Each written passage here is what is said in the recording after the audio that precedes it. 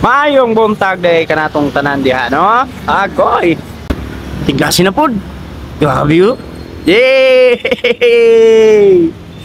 Bagong mga gamit bay.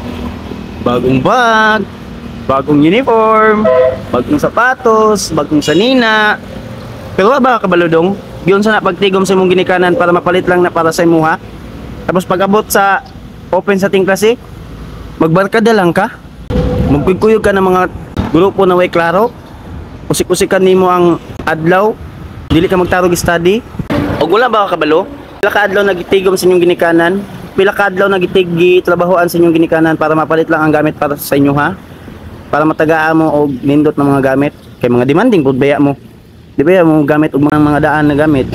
Yawa jud na niya eh. Tapos pag open sa ting klase, continue lang gyapon, magbinuang lang gyapon. Agoy. Bilib na jud ko ninyo sa mga talent niyo ron ba? Kanunayan na. Kay dili pa man karon ang pagmahay.